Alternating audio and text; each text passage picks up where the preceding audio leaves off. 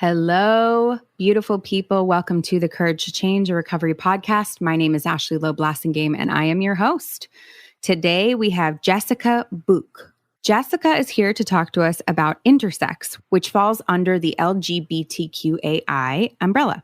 I want to give you the definition. The definition of intersex is an umbrella term that describes bodies that fall outside the strict male-female binary. There are lots of ways that someone can be intersex. It is used for a variety of situations in which a person is born with reproductive or sexual anatomy that doesn't fit into either box. Sometimes doctors do surgeries on intersex babies and children to make their bodies fit binary ideas of male and female. Doctors always assign intersex babies a legal sex, male or female, in most states.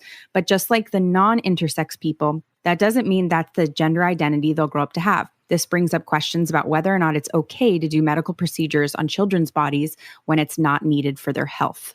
Being intersex is a naturally occurring variation in humans, and it isn't a medical problem. Therefore, medical interventions like surgeries or hormone therapy on children usually are not medically necessary.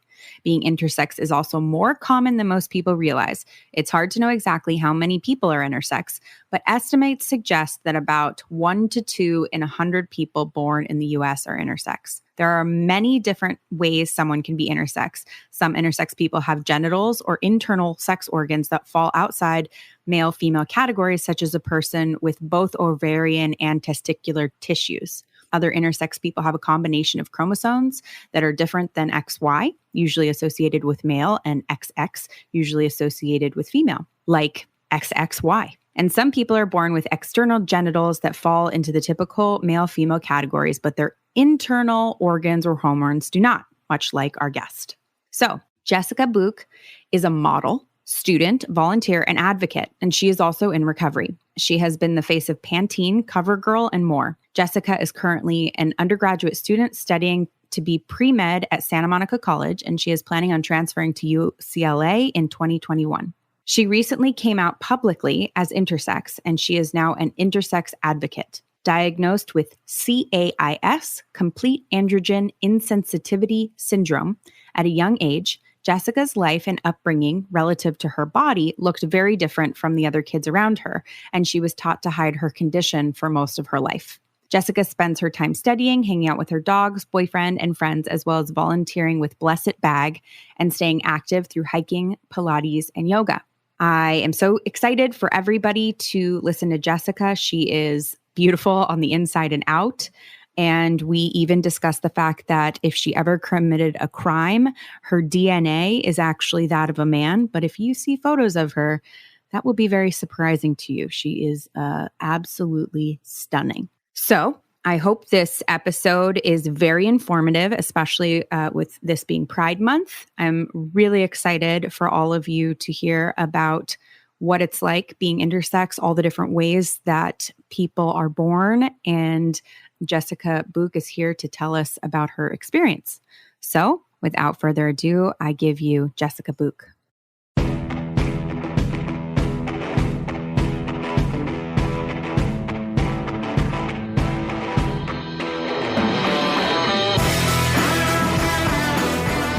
Okay, so I was reading through my notes on you, and I read something like you were foreign looking in mid-America, and that was a struggle, and that you're intersex and the complete androgen insensitivity syndrome. Okay, so I don't know what you look like at this point. I'm picturing like, okay, she must look kind of like a boy, right? Like and so then I went to look at you online. I was like, wait a minute. And so anyway, I had so many questions for you. And then also I wrote a crime novel in my head because your DNA. So yeah, I told her about that. your DNA is male. And so if you committed a crime, I feel this movie and book happening. If you committed a crime, the DNA would show up male and no one would ever suspect you. And so anyway, just wanted to let you know that's an avenue in case you're... wondering. That's literally like the example I use to tell everybody about my condition. I'm like, basically, like if I was to murder somebody, not that I'm going to, Yeah. then I could, because on my birth certificate it says I'm female, but my DNA is male. So see, you thought I was the first. I was like, this is amazing. But anyway, thank you so much for being here to talk about us. I would imagine, when did you come out about being intersex? I came out about being intersex in February, so it's pretty like really recent. new. I mean, my close friends and stuff I've known, like I've talked pretty openly about it for the last like maybe 2 years. It just took me a long time to kind of like get the courage to like come out publicly, you know, just because people have like different opinions, and like, you know, it's like a very personal thing to me. And sure. so it kind of like took a lot of like courage and like deep inner work to like be able to come out about it. So I'm pretty happy now. What was the impetus for wanting to come out about it? Like what made you like, now's the time? Well, I actually got inspired by a lot of other people that I saw online coming out about it. And there's only one other girl she identifies as they, them, or they, sorry, I can't say that, but they identify as they, them. So I saw that they were open about being intersex, and they're actually with the same agency that I am. They're with the sister agency in New York called Women Management, and I'm with Women 360 Management. And this person is the only person in the fashion industry that I've ever seen, or like the most like famous, or like has the most followers on Instagram that I've ever seen public about being intersex. And they really inspired me about coming out, and they supported me and talked me through it and told me about how their experience was when they told their agency, because I haven't been very open with my agency about this before, because, you know, I just didn't really, it wasn't something I really told anybody other than my close friends. Yeah. How did your agency respond? They were so supportive, and I think that they were really happy that I was able to be open and honest about it. I also think that nowadays is kind of like the time to speak up about how you're different, you know what I mean? And I think that's something really valuable and important. And for me, it was just important to speak up about it because, like I said, I haven't seen very many like people in the fashion industry who are open about it. And I thought that was really important to me. And it kind of like gave me a new avenue of the way I wanted to direct my life. You know, I'm going to school now full time. I'm trying to go to medical school to become an endocrinologist who specializes in intersex kids. So that's so awesome. That's so awesome. It's crazy because the one thing that I found out from talking to everybody who is public about it online is that there are no intersex specialists. Like in the whole entire, in all of the United States, even like in LA, in the center of the LGBTQIA movement, there's no intersex specialist. So basically when you go to a doctor or an endocrinologist, they either have heard about it or they don't, but they don't really know every single thing about it. So you're just kind of getting like the things that they were taught about it is kind of what the only thing they know about it. Yeah. So wow, pretty crazy. That surprises me. That really surprises me that especially here in LA. Yeah. Yeah. So you were born and raised in Denmark. Mm-hmm. And dad is Danish, mom is American, and you moved to Indiana, of all places, when you were 12.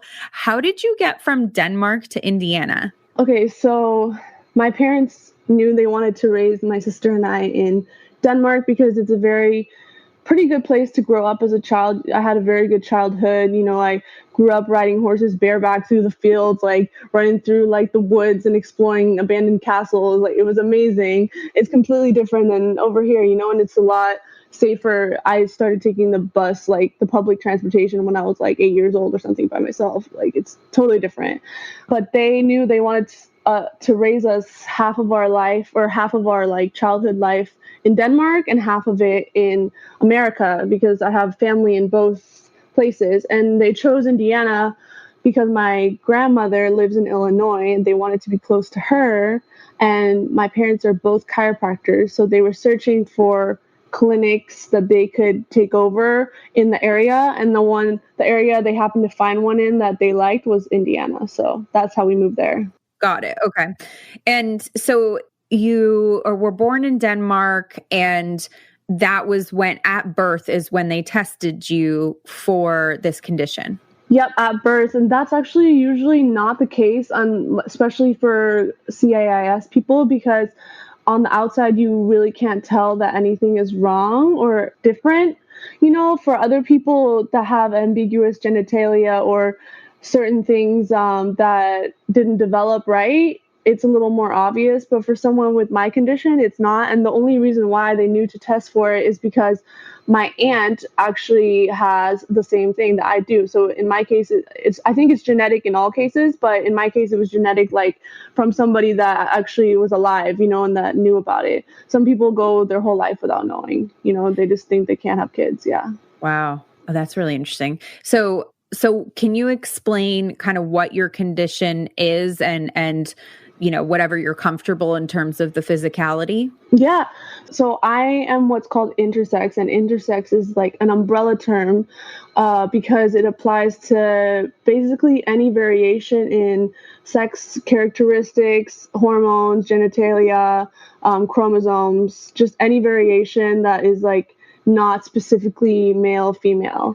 And so my condition is something that's called complete androgen insensitivity syndrome. So it's like a condition that falls under intersex because I have XY chromosomes, so that's male chromosomes, and complete androgen insensitivity syndrome stands for basically that my body is completely insensitive to androgens, which are the male hormones.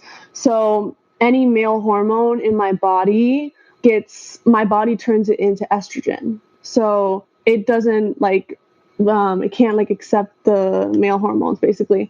And so I was born with internal gonads instead of a female reproductive system.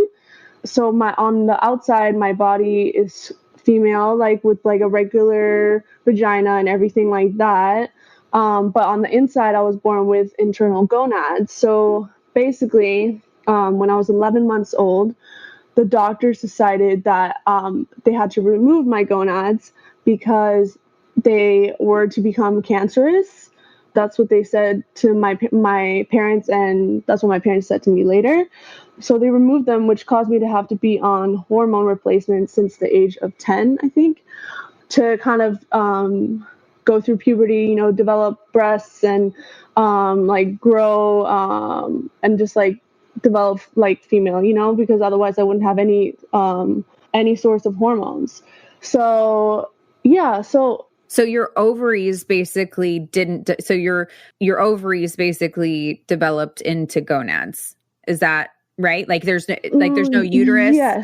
Yes. So basically, I believe that every human body starts as a little female looking fetus kind of thing, and so my body was supposed to turn into a male, right? But it or completely into a male, but it didn't do that because of a genetic problem, whatever, right? So usually gonads or whatever turn into ovaries in females, but for me they stayed testes. So they're more testes than they are. They like to say gonads because that's the more accepted term because I'm technically a female, right? So, but yeah, basically if I would have kept them, my body would have produced testosterone, but my body would have turned it into estrogen. Yes, so you would have right. been fine. Yes, I actually recently talked to a girl who has complete androgen insensitivity syndrome, and she didn't find out about it till she was 15 and kept her gonads, and she was able to develop completely normally, completely without hormones. And the doctors are still trying to take her gonads out because they're saying they're cancerous. But I think that is complete bullshit in my opinion, because basically their chances of becoming cancerous are as much as males have a chance of getting testicular cancer, but you don't see them chopping off their balls, right? Right. Yeah, and they're not even, there's no real reason for them to remove them. It's not they're causing any issues, or they're not even visible either. So if you identify as female, they're not even, you can't even see them. So question about that. So when it came to finding that, this information out, because none of it is, appears on the outside, I mean, there are people who like are female, and then there's you who's a model. So it's kind of, it's like even takes it even further, right?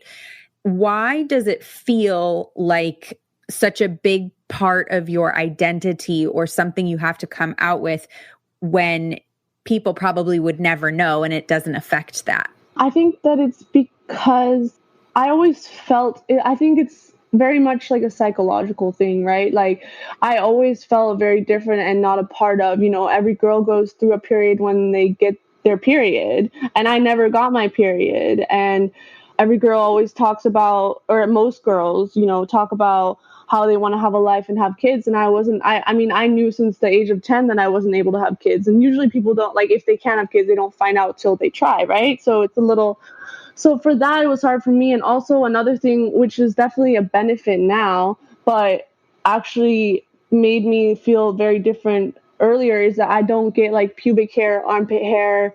Like I don't smell because I don't have like the testosterone. So testosterone is what causes pubic hair and armpit hair and like odors, you know what I mean, stuff like that. So like I literally don't wear deodorant, like, and I don't smell like things like that. But little things like that is what made me feel different when I was a kid, right? Like that's all I wanted. All I wanted was like to have my period and to like talk about how like, oh, like I'm getting weird hairs or whatever, you know what I mean? Yeah. Like, yeah, just to fit in. Yeah. And then another thing is like when I was a kid, doctors always told me that I was probably never going to be able to have a normal sex life because so in my body, I'm born without a cervix, right? So my vagina is like, instead of like a canal that goes like up into like something, you know what I mean? Like up into the uterus or whatever. Right. Yeah. Right.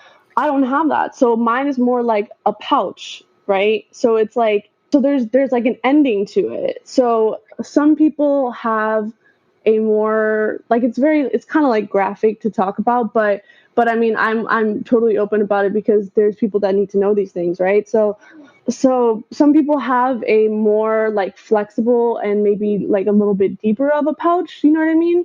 And so and some people don't. So they don't really know how it's going to function for you until you have sex, right?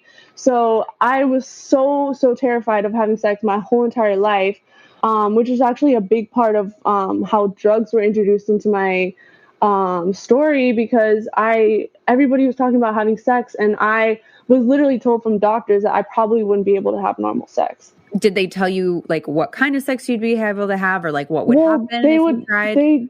They told me that the guy would definitely be able to feel a difference if something was wrong. So basically, if I ever had sex with a guy, I would have to tell them about this whole entire thing, right? Okay. And so, right. And, so it involved, yeah. So it's like very involved. And sometimes when you're a teenager, like that's not really what you want to talk about. Yeah. Like, yeah. Like, you're not into, you're like, it's the conversation. Yeah. I can totally, that makes sense. Yeah. So there's a lot of aspects to it in that way that just made me feel so like not a part of, like I didn't feel a part of in the girls club or the boys club, So it was just kind of like, I was like, so what?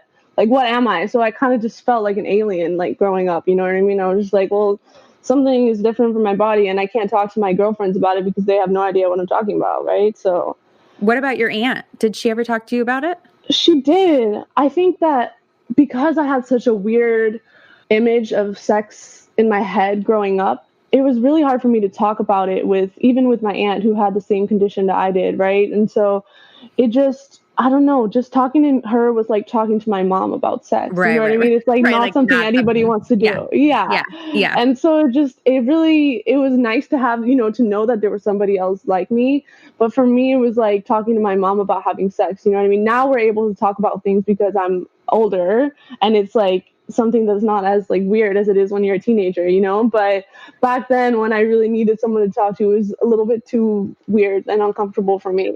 Yeah, that makes total sense. And you were also told to hide your condition. Yeah, that's another thing they tell pretty much all intersex kids when they're young, because they basically, what they told me is like, you need to not tell people because people are going to start rumors about you, and kids are really mean, and you're not going to be able to, you're going to live the most normal life if you just pretend like everything is normal, right? And so that like also really messed with my head a lot, and I didn't really have like any counseling or therapy I could go and talk to about that. You know what I mean? My mom and dad, they were amazing and did their best, but they thought that I could talk to them about everything, but that's just not the case for kids. You know what I mean? Like we have a very close relationship. But they want it to be, but it's not how it, but it's not really how it goes. Yeah.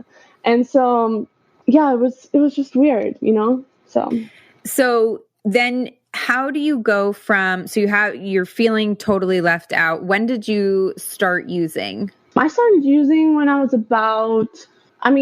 I smoked weed and stuff since I was like probably 13 or something and drank and stuff like that. But like, I feel like I started doing it to medicate myself when I was about 17. Yeah. Okay. But so by then though, you had already entered Miss Indiana Teen USA. Yeah. So I entered Miss Indiana Teen USA my freshman year of high school. I was still going to regular high school in Indiana. I was 15. And I happened to win, and I went to Miss Teen USA in the Bahamas. And from there, I got scouted as a model. And I kind of saw that as like my way out of Indiana in high school. And like, just, I don't know, I was bullied a little bit and just kind of felt very different. You know what I mean? I always tried to like move on from the next place. That's kind of like how I coped with things. First I moved from Denmark to America, and then I was like, okay, well, now I'm still feeling weird, so I'm going to try on to the next thing, right? And that's kind of how like my whole entire life went up until I got sober, pretty much. But yeah, I moved to Miami for 6 months first. I lived with my godparents when I was 15 till I was about 16 for modeling, and my mom came out all the time, of course.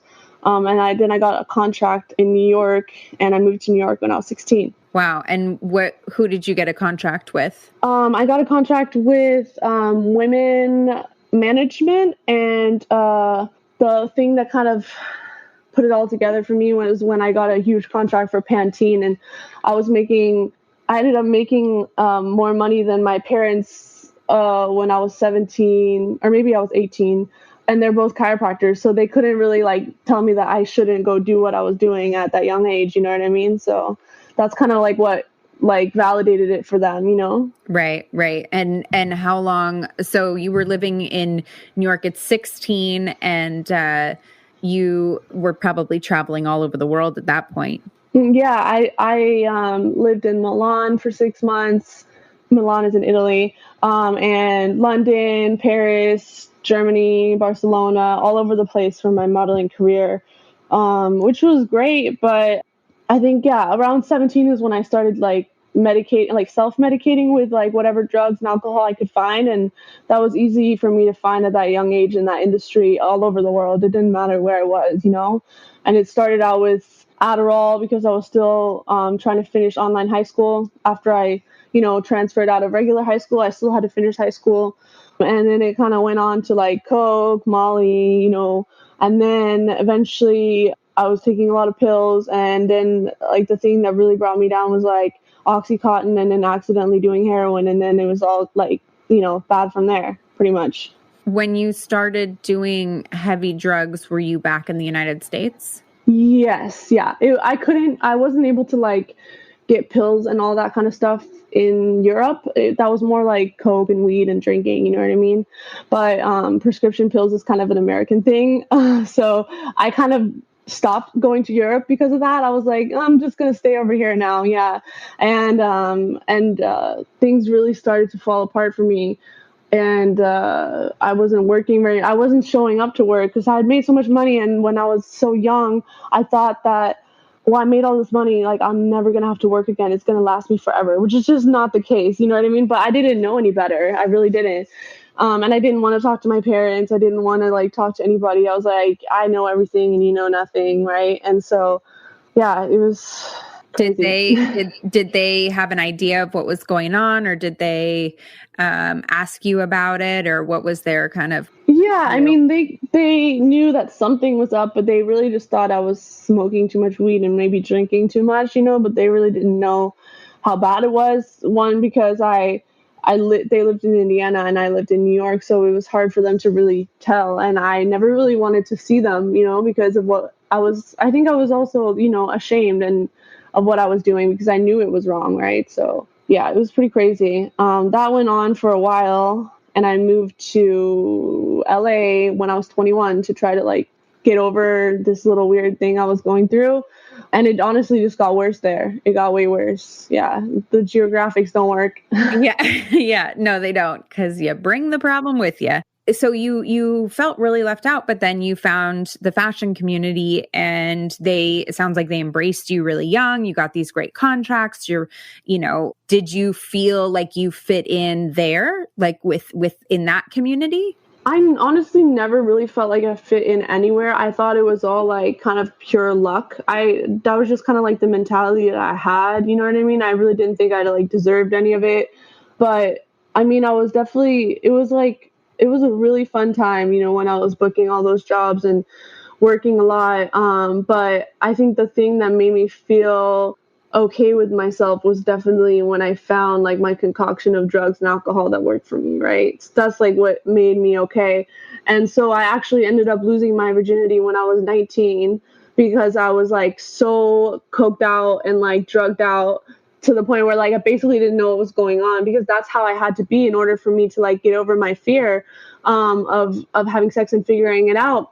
And it happened to be that it was like it ended up being okay. Like everything worked just fine. You know what I mean? Like maybe it was a little uncomfortable in the beginning, but it wasn't like anywhere what the doctors had told me, or maybe I had made up in my head, So because every case does vary with my condition. So some people, have it worse than others. Some people do have to have a vaginoplasty, like surgery, reconstructive surgery. I actually considered that for a while because I was so scared. Before you'd even tried. Yeah, before I'd even tried. I mean, I had to use, it's something similar to trans people. Like, well, intersex is not trans at all, but trans people have to use like dilators when they get vaginoplasty, right, to like dilate their vagina.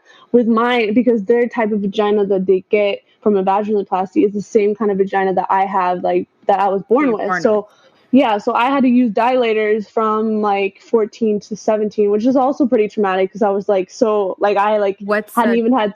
How does that work? What's a dilator? So a dilator is like a metal rod that you like shove up there to make room for what's going to go in there eventually, right? Yeah. So you had that to was do that from 14. You weren't having sex, but you had to use a dilator? I mean, I told them that like my friends were, so I was like, just in case something happens, like I want to be prepared. You know what I mean? Right. Okay. So yeah, I mean, I used that. I mean, I don't know. It was all pretty traumatic to me because I didn't even know. I just felt so like alone. Like I honestly thought a lot of this was like normal, but people just didn't talk about it, So I was very confused. Did you ever tell anyone along the way?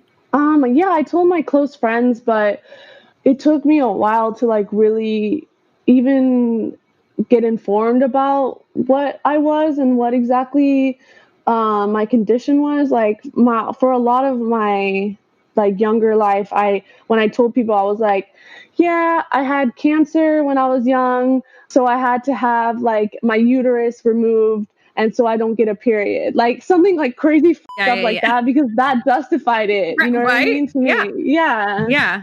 I mean, that makes sense to me. And you have a younger sister. Did she know about it? Yeah, she knew about it. Yeah, she's awesome. She's even actually offered to donate like one of her eggs if I ever want to have kids with like my whatever husband or boyfriend or whatever, So that's really amazing of her. Yeah. So she's like completely normal female. Yeah.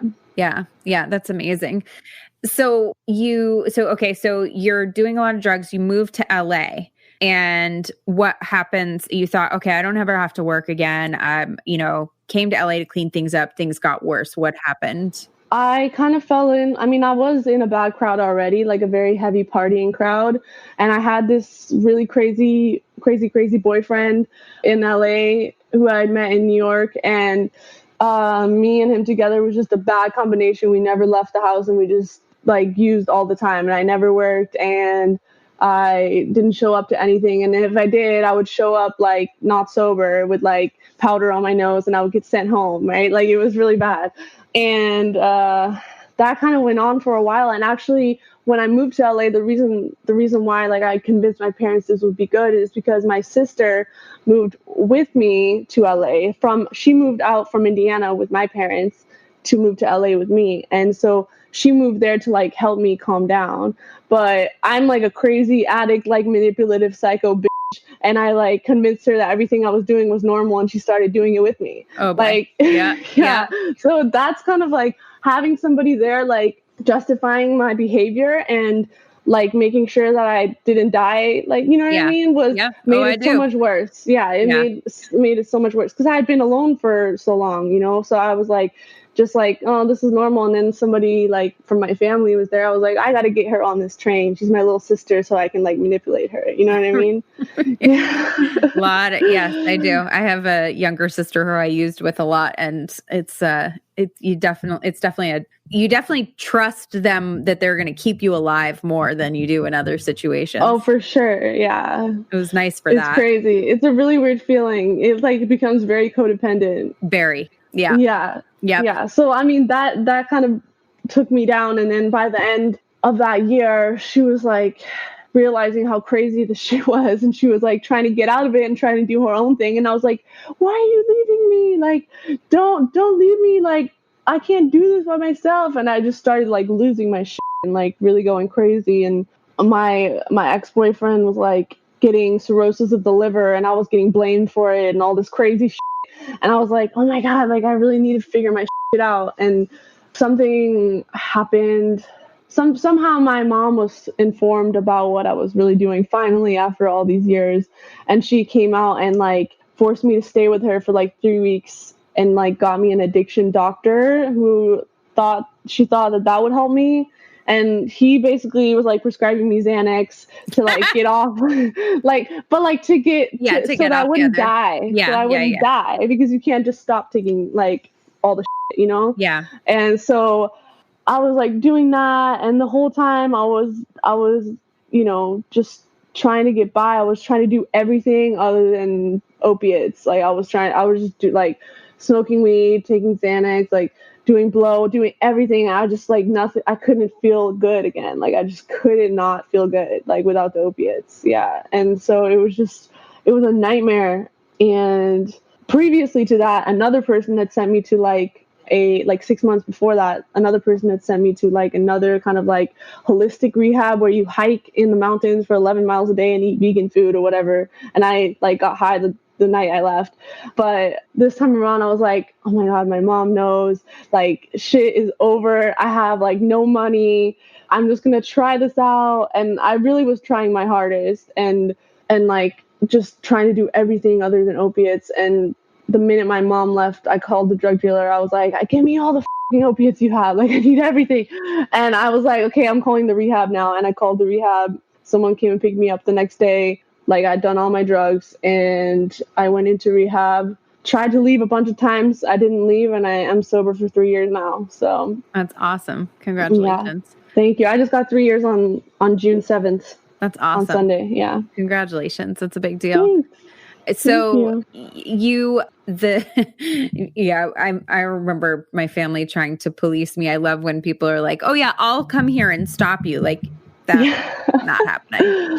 Not happening. Were people not hiring you anymore? Did you lose contracts that you had? Yeah. I mean, there was one instance where me and my sister were actually booked together like as sisters on a job in New York for 5 days. And I was so fucked up. And we got to the shoot and I was like really fucked up on the shoot. And they told us, they were like, they like said that the clothes didn't fit right or something, but they sent us home that day and canceled us for the whole week because I was like so out of control or something. Like I barely remember it. And a lot of things like that happened. I got canceled many times. I didn't show up. I was late. I was just not a good employee. Like just not someone you could hire and rely on. And have you been able to get some of those contracts back, or how has it been kind of re-entering into that space? Or did you never leave? I mean, I left for about like, I would say almost like a year. But I started working again right away after I after I went back into it, it's just ever since I was young, the industry has really changed a lot. Like I started out before social media and everything like that, and now and LA is just a different place than New York. But I mean, I was working a lot, but it never was like it was when I was first starting with all the big contracts for sure. And I think that it was like, the way that things played out was definitely a blessing because I was able to figure out other things that interested me. I think for me, I'm someone who craves something a little deeper than just being judged off of your looks. You know what I mean? And I feel like it's that's kind of been a pattern throughout my whole life. And so I decided I wanted to go back to school, and so that's what I've been doing, and I've really been loving that a lot more. Yeah. Yeah, it's got to be an interesting experience to have your physical body be the thing that tortures you, right? Emotionally, but also the thing that is heralded by the world. Like, constantly like, you're so beautiful. We want to pay, not only are you beautiful, we want to pay you a lot of money to take your picture and, this, that, the other. But at the same time, your relationship with your body is also tortured because of this intersex piece. Mm-hmm. Yeah, it's crazy. It was like such a battle. I mean, I've had so many battles with my body, not only drugs, but for a time, the way that my addiction started out was from an eating disorder. I was like super, super anorexic, like I would like, that's kind of like why I justified doing drugs in the beginning too, because I was like, well, it helps me not to eat. So like, but my relationship with my body is just so messed up because people were like telling me like, oh, you're so gorgeous, or like, you look so amazing. And I'm like an alien. Like, what the fuck is happening with my body? Like, you don't even know me. Like, Right. I'm so messed up, Right. You can't enjoy it. Like, you can't enjoy it. Yeah, that's an interesting piece, right? Because from the outside, it looks like one thing, but on the inside, like, you just cannot enjoy, the other gifts of your body because you feel like this one piece of it is not the same as everybody else's. Yeah, it's like you can't judge a book by its cover, right? It's like literally that, Yeah. So now that, in the intersex community, you said you saw someone come out and talk about it. What has the journey been like of coming out and talking about it? And who have you told, and sort of, can you walk us through that?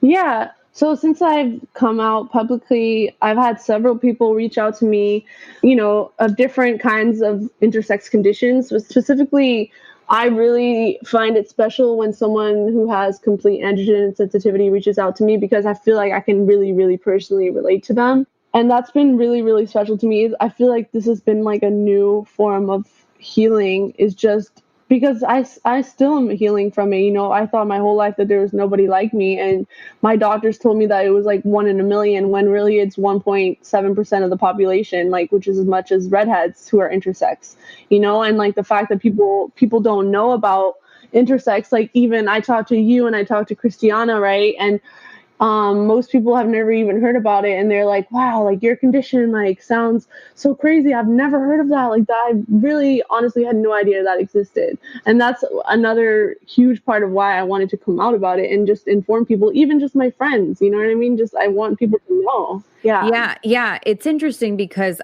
so I knew there was a study that came out that talked about different androgen washes and it was around rats and homosexuality. And so I had read this study, and it talked about the process of from the change from female to male, and how in the fact that change happens is where things, I hate to say go wrong, right? Because I don't want to say it's not like wrong, but that during that switch, that's when you get more of one hormone, not enough, it changes here, but not here. And so I knew that, I went to treatment with a guy he had both. And the doctor at birth, he had a penis and he had a vagina. And at birth, they had closed up the vagina, I guess. They had decided that he was going to be a male, and they had closed it up. And I never saw it, so I don't know what the exact formation of all things was. But it was interesting because they closed it up and that was it, and gave him hormones. And so we went to treatment together, and he was a him. He was a very much a him too. So I was very shocked to find out that after treatment, he became or was trans and decided that he was actually really female, had always really felt female, and that his parents had made that decision for him, and that he was so hurt that he didn't get the chance to make that decision, and so on and so forth. And that was my first kind of like introduction to this idea that these genetic things are happening at birth, and the decisions that are being made are happening before the person has any idea about their own body, right? And maybe not enough information. And we have, you said like as many redheads that, if that's the case, how many children are we making decisions for, and how are we thinking about those decisions? Those are topics that are really important, and that I've already, he became a she, is now dead because she used herself to death as a result of this, battle. And so I'm sure that is something that is fueling so much, anguish. And I think that you coming out and talking about it and just normalizing the conversation and allowing us to have it and to figure out, like, for me to say like, okay, so what do you have and how does that work? And do you have a uterus? No, I don't. And just trying to understand, I think really, really helps, is going to really help the community for sure.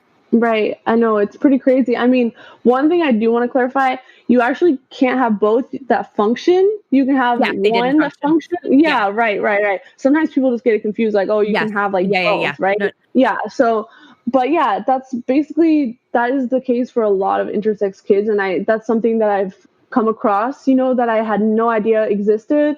For me, like, my condition is very much on one end of the spectrum. Like, I'm very much female, you know what I mean? My body. And, I identify that way. Some people who have my condition don't, but I very much identify that way. But some people who, for example, have partial androgen insensitivity syndrome, right? They're only partially insensitive to androgens. And so their body, they might have like an enlarged clitoris, which was supposed to be a penis, you know what I mean? And so their genitals might not look like this or that, And so as a child, like, maybe I've heard of people having it done when they were 6, when they were 12, 17, all before the age of 18, because that's when the doctors decide they need to do it in order to have a normal life, right? The doctors change their genitals or their gender, like, based on which surgery is easier to do or more successful to do. You know what I mean? And that is so crazy because so many people are so scarred for life. For example, there's a person on YouTube who's very open about this, and their name is Pigeon, and they have partial androgen insensitivity syndrome. You should look them up on YouTube. It's called Pigeon. And they talk about their surgery. I believe I think they were like maybe 10 or 11 or something like that. Don't quote me on that, but they had surgery and they identify as non-binary, and they, never wanted that surgery. They never wanted the doctors to touch their genitals. They wanted them to keep them the way they are. And some people, like, they don't know, like, maybe they want to be male, maybe they want to be female, but like the fact that somebody, before they can consent, like, decides that for them is really sad. And the doctors, like, most parents have the best intention, when they do what the doctors say, because the doctors here have like the higher power, like, you know what I mean? The parents are always going to listen to like what's best for the kid, right? And so yeah, it's just crazy. And I think that it's something that definitely needs to be talked about in this country. There's no laws against like non-consensual genital like surgery for intersex kids in America. And there was actually a bill that we were trying to get passed this past fall that would make it illegal to operate like on children without consent, like intersex children without consent. And it failed. Like they didn't pass the bill because they said that they needed, like, whatever the legislator, like, they said that they couldn't pass the bill because I guess they need to, like, decide for the kids, like, what gender they're going to be. I don't know. It's really messed up. Like, it's basically modern day genital mutilation. You know, they talk about that in Africa, but it happens here. You know what I mean? Yeah, it does. Yeah, it's really, it's been helpful thinking about this and thinking about just the intersex umbrella. For me, it's been helpful thinking about sometimes when there's so many gender options, right? That we're talking about, like binary, not binary, like Facebook has 72 different gender options, right? And, as someone who hasn't had that experience, for many years, I have not understood why there are so many and why someone wouldn't identify, right? I always think to myself, well, I don't feel, there's parts of me that feel male and there's parts of me that feel female. But if you are intersex, if you have, if you literally, your DNA, right, you may, in your case, no, but I can completely understand why you're like, I'm not really sure. I don't feel like either one. And quite literally, my DNA, my biology is not either one. And that actually is, a really helpful way to think about it and to think about how it must make people feel when we want to categorize them and they can't be categorized, and how left out that must feel. Yeah. I mean, it's crazy because I think that society has such like a fixed idea of what is male and what is female, but intersex people, are literally proof that there's something in between that. You know what I mean? Right. Like there's actually something between male and female. It's crazy, And what's a hermaphrodite? Yeah, that is like, is that intersex?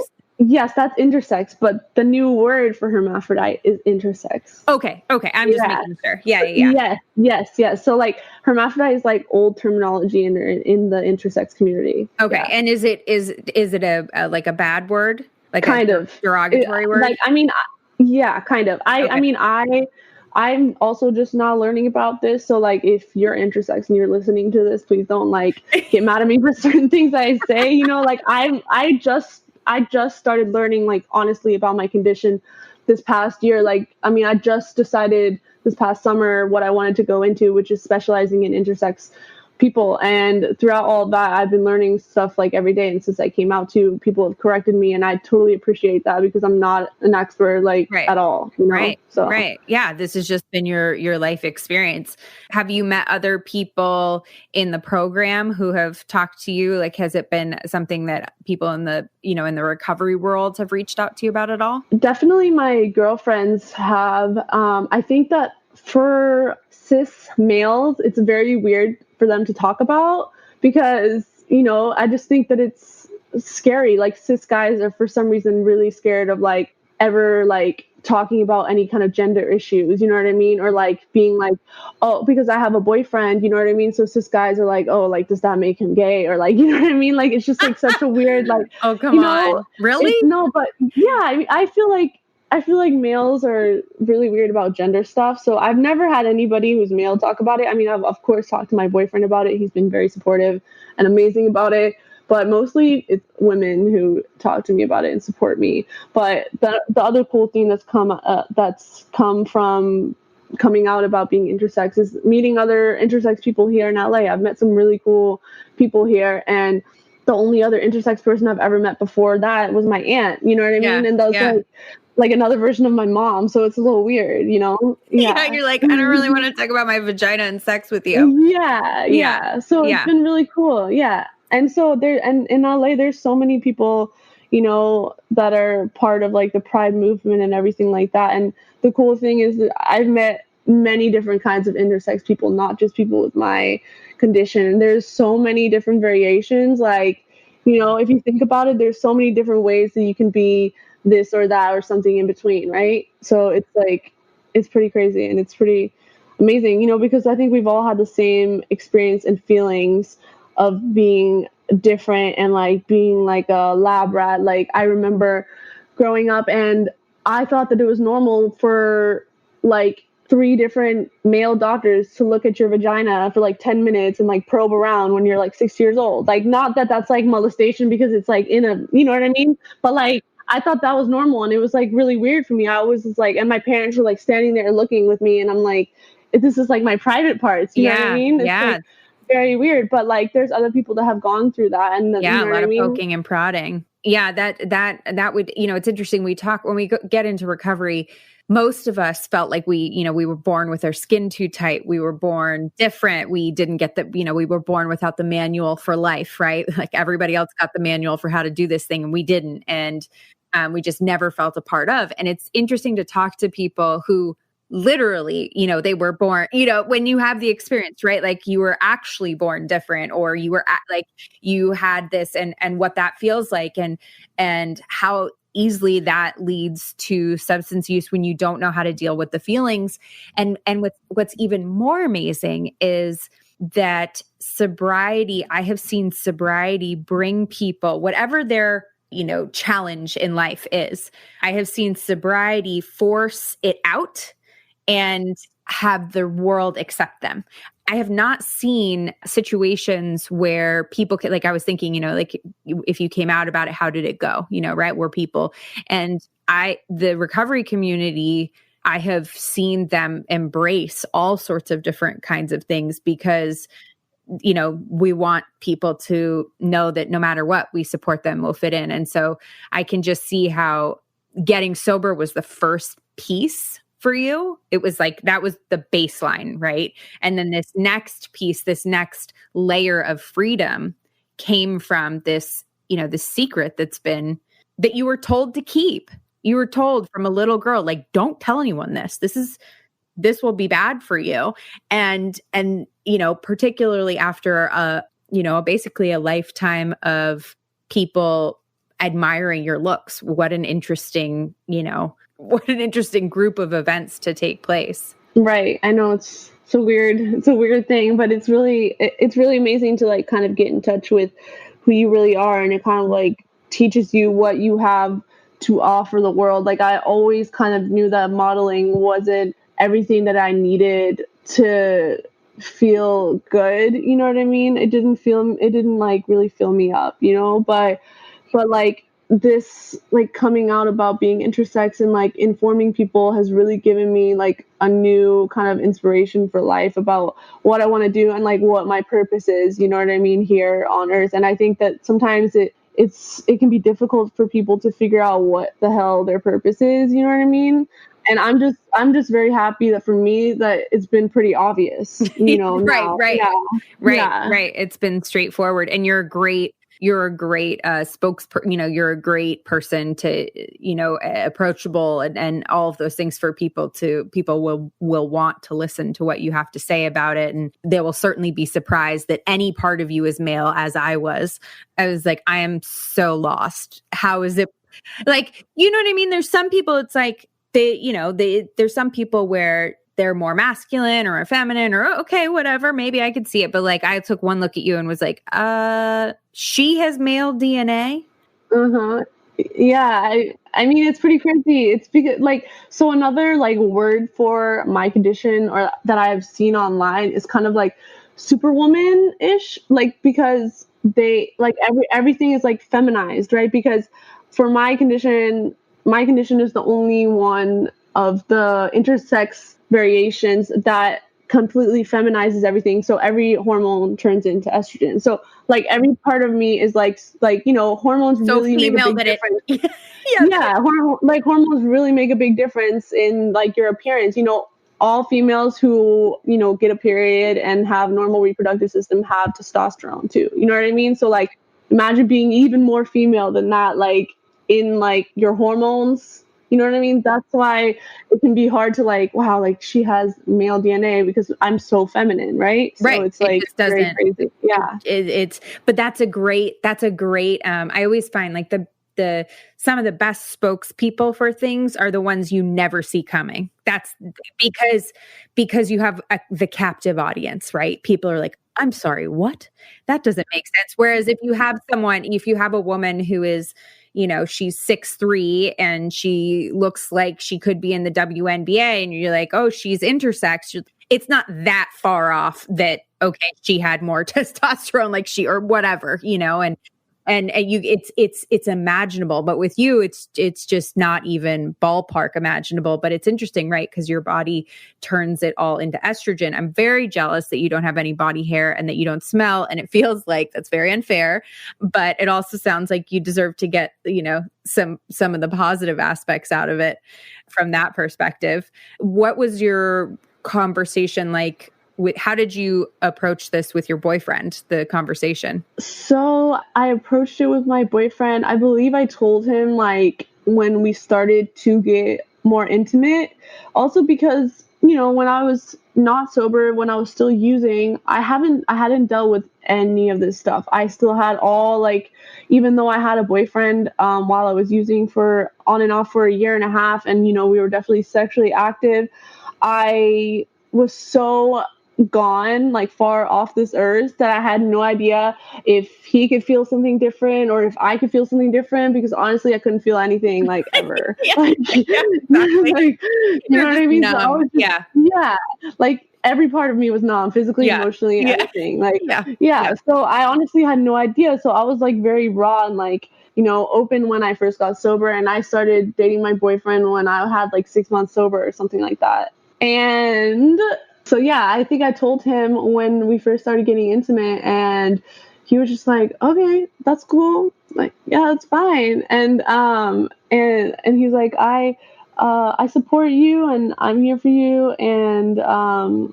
let's just see how it goes. And, we did the thing and it was fine. Yeah. I mean, I'm really happy to hear that that it's all good. I wonder what he was like, I wonder how I would take that information in. Like if someone, if I were dating someone and they told me, me too. I'm like, oh my God, what?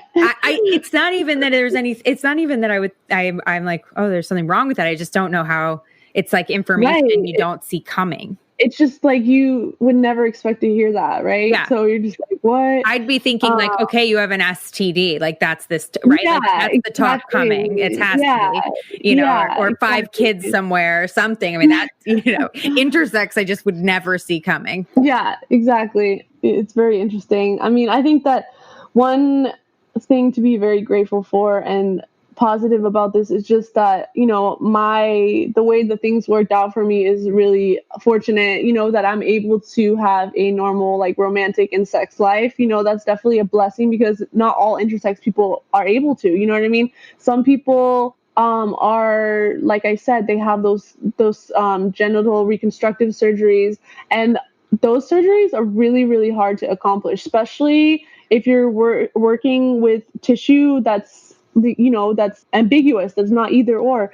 And some of them are like botched and they can never feel anything down there, or they are never going to be able to have, sex, like it's very crazy what some of these people have to go through. And I feel so much for them. It's really insane. And it's crazy that the country we're living in like doesn't have any more laws and restrictions about that, and like isn't more informed. There's no specialists, like I said before, and there's no people who, there's like, imagine if there's like some condition that people who with redheaded people had to have like surgery for because they were redheaded, and there was no doctor that specialized in it. I mean, that is just like mind blowing to me. It's crazy. Yeah. I mean, there's doctors like endocrinologists who know and who've had, a patient, like one patient maybe like it before, but there's no person that like specifically studies to help intersex people. Right. So it's like, it's very crazy. That really surprises me and tells me that there's a long way to go with that. And I would suspect that that a lot of people use over this, and that a lot of people use substances to cope with, any kind of intersex issues, because they don't feel like they can talk about it. I mean, it makes perfect sense. Like if you have a condition you can't talk about, that plagues you and you can't talk about it, that you would seek some sort of numbing agent of some kind. Yeah, exactly. And some people don't even know about it till they're like, trying to go through going through puberty or anything like that, So it's like, it's just crazy because it varies so much, you know what I mean? But I think that, a big motivation for me to go to school and go through med school and like all these things is just, being able to be somebody who can, one, advocate for them in the medical community, which there's another guy who is intersex. His name was Dr. Michael Krusner. I saw him at a UCLA seminar. It was like LGBTQIA seminar at UCLA Med School, and he talks about, he's out there doing seminars about what intersex is and intersex people, and so there's people out there like that. But a big motivation for me is just, being there for my community and making sure that intersex people have the right resources. And I wish that I had been, told you need to go to counseling or therapy or something, you need to talk about these things. I had no idea how to talk about any of them. I had to be on drugs for me to want or be able to have sex. You know what I mean? That's not normal behavior. You know what I mean? So it's that, and also the medical part, there's just so many things that need to be improved in our community. And there's many ways that we are underserved, as a whole. And I think that is something that, that's another reason why people need to speak up. And that's another motivation for me wanting to come out, Yeah, absolutely. Absolutely. And I suspect that we'll see a lot more, as time goes on and people get more educated about the topic, and there will be much more information about how to handle it. But yeah, I mean, it would be,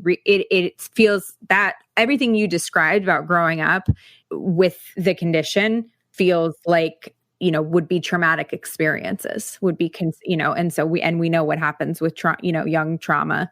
So that's, but it's incredible that you've been able to be sober for 3 years, and you've put this amazing life together, and that you've decided to take, your experience and put it towards something, you see a need in the community, and to show up for that. And especially when the truth is that you could have a great career as a model. So it's not something, you weren't desperate to find a career. It's you found your passion, which is really exciting.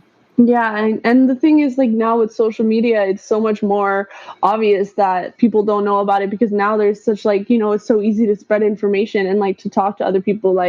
Before, when I was finding out as a kid, there wasn't really a huge social media, so I couldn't really reach out and see, you know what I mean? But now there's 15-year-old girls or whoever going through puberty who are intersex reaching out to me saying thank you so much for talking about this, you know what I mean? It's a different experience. I think that it's going to be definitely a huge part of changing this community, Yeah. So yeah, that's awesome.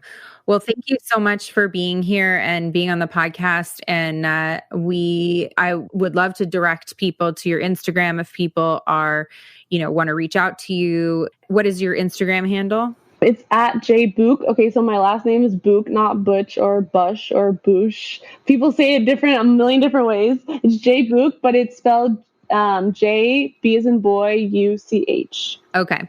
And to reach out to you there about this topic, if they're interested in learning more information. And then we're going to put notes in on the show notes where people can find more information about intersex. And we're also going to look for some organizations that support that, so people can reach out for support as well. Yeah, there's a really great organization called Interact who works with young intersex kids, and I have a slide on my Instagram highlights that describes what intersex is, and I have a couple of videos that I worked with my agency for Pride Month coming out about intersex. So just keep tuned and you'll see. Yeah, awesome. Thank you so much. I really appreciate it. Thank you so much. This podcast is sponsored by Lion Rock Recovery. Lion Rock provides online substance abuse counseling where clients can get help from the privacy of their own home. They are accredited by the Joint Commission, and sessions are private, affordable, and user-friendly. Call their free helpline at 800-258-6550 or visit www.lionrockrecovery.com for more information.